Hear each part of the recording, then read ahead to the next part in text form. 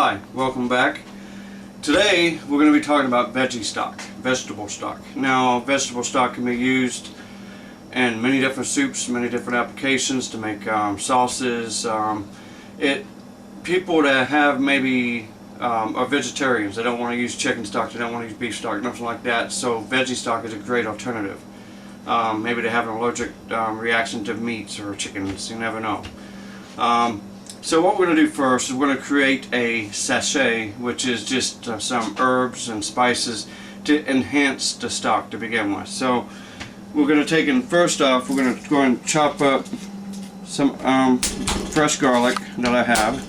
If you don't have fresh garlic, you can buy some garlic flakes or anything like that at the store. First off, let's get this broken off. I've smashed it down some so it makes the skin come off easier.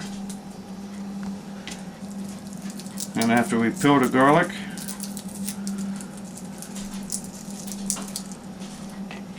bring it over there. We're going to go ahead and take and just, slice it down some. I like to do this little wedges, just like that. And next we're going to have cheesecloth, and this is just a cloth you can buy at the store. It's very inexpensive and it's very easy to use. So we're just going to add a little bit of garlic, some peppercorns. This is the sachet I'm making right now. That's for the stock, just to enhance the flavor. Some peppercorns, give us some heat. 2 bay leaves will be fine. Of course, anything fresh is always better, but if you don't have fresh, this will work. And of course, parsley stems or parsley. Parsley stems is the main thing to use. That would be best.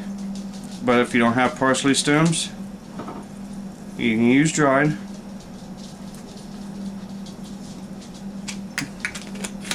And of course, thyme. Thyme is another ingredient for the sachet. Of course, fresh thyme is always better, of course. And you just add it on to the center of this cheesecloth. Once you got it all added to it, you're just going to bring it up so that nothing falls out. Give it a twist. You're going to have some string. This you can also buy from the stores. Not too expensive. It's just string, that cooking string you can use for different things. But for what we're using it for here is just to keep it shut.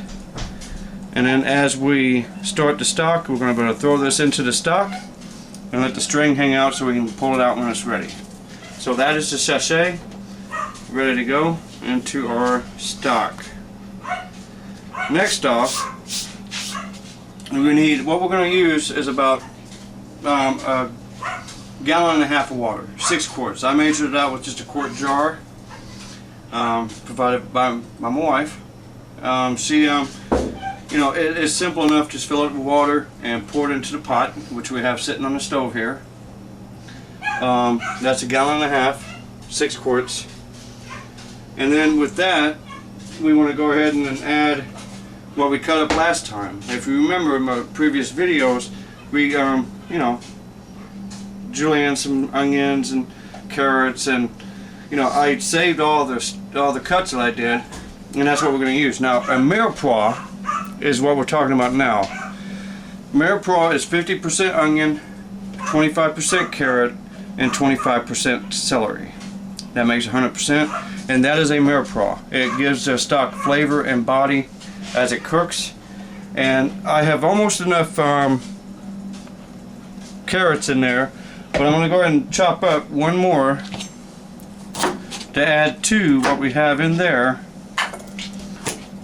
Just a rough chop is all we need for mirepoix stock, because it's just going to be cooking the flavor out of it. So now I have approximately 25% carrot, 50% onion, and I'm going to go and chop up 2 celeries. Now, I washed all my veggies first, of course. I'm going to cut the ends off because I really don't like using them, because you can see the white. You don't want no bitterness or anything left in there. We'll just toss those to the side. I'm going to cut the very ends of this. You can use the ends here on the celery. But I'll cut the very ends off because they, you know, they get discolored, they get the air to them, and not really friendly or nice to use. Now with the celery, I'm going to cut it right down the center, just like so. And I'm just going to rough chop it again.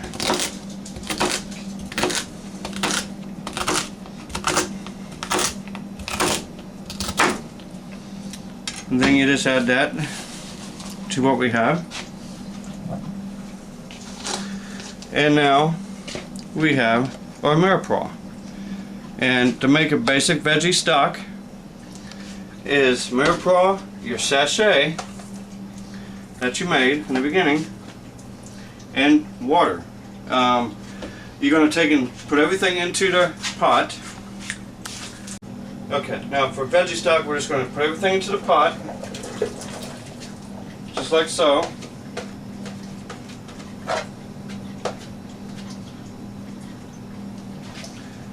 And we're going to add the sachet that you made. Just throw it right in there, and we're going to wrap the string right around the handle here. That way it does not fall in. And we're going to turn it on. What I like to do is turn it on high just to start, so that once it starts to get, once you start seeing some bubbles come up, you can turn it down. All you want is a simmer as it cooks down. Now we're starting out with 1.5 gallons, and we're going to let it reduce to about maybe 1.25 gallons, maybe 1 gallon, depending on how long you want, how much flavor you want to get out of it, and what you want to see. But once it's done, or as it's cooking with this, you're not going to have no fat to skim off or anything. That'll come in the chicken stock video. I'll show you that. But once it's done, we're going to strain it, and we're going to take and can it. My wife's going to can it actually. You can freeze stock, you can can stock. If you put it in the fridge after you're done making it, it only lasts for 3, maybe 4 days, and then you got to get rid of it because the bacteria will grow in it and everything else. So, but you can freeze and you can stock for long periods of time. So as that's cooking, it's going to come up to a quick boil, and then after it boils, I'm going to turn it down to simmer. I'll show you a little bit more of that as we go on.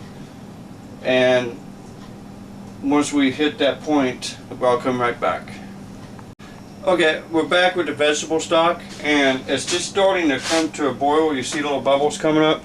That tells me it's about that time to go and turn it down, just so we get a nice simmer going.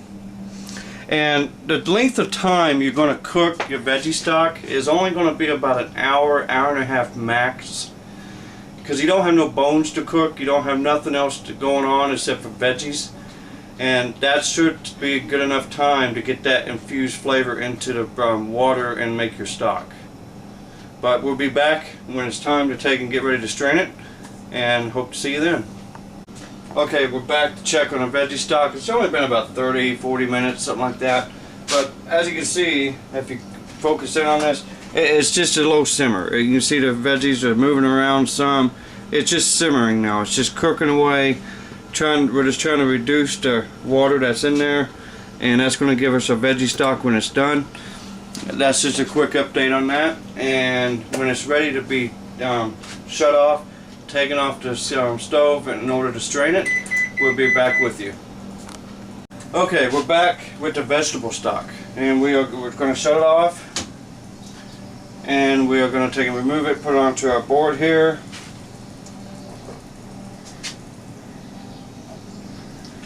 and go ahead and remove the sachet.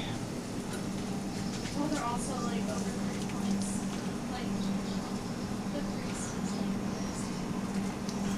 Squeeze a lot of the water out, and just set it to the side. Then we got a new bowl. What we're going to do with this is we're going to use this in order to strain it into. Now I'm just using a regular old small strainer in order to strain the stock to get all the particles out of it. A lot of people will use a cheesecloth to stick inside, or they have a chinois, which is a pointy cone shaped, bigger holes. They'll strain it the first time to get all the veggies out, and then they'll strain it the second time with a cheesecloth again in order to get that nice clear stock. But for the first time, we're just going to use this, and we're going to start getting it out. I got an extra bowl here. This bowl is going to be used to put the veggies in as my strainer fills up. So when we get started, 1 scoop at a time. It's a nice clear yellow stock, and the yellow I think is mainly from the carrots. I gave it color. But this is how you strain your stock. Let me go and grab some veggies so you can see, the veggies that get caught in the strainer.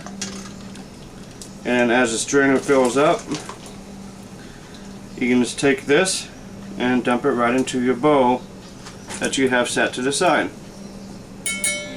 And then you can bring it back and just keep going. And this is one of the best tasting stocks you can have. Now, with the stock, we added no salt. It does have pepper, of course, peppercorns that gives it some heat, gives it some flavor. But as far as salt goes, you're going to have to add salt when you use your stock. Your stock can be used for making soups, to making sauces, and many different things. But this is the basics of making a nice vegetable stock at home. And I hope you enjoyed the video, and I hope you come back and check out my chicken stock video and many other videos to come. So come cook with me, and this is Jerry Taylor.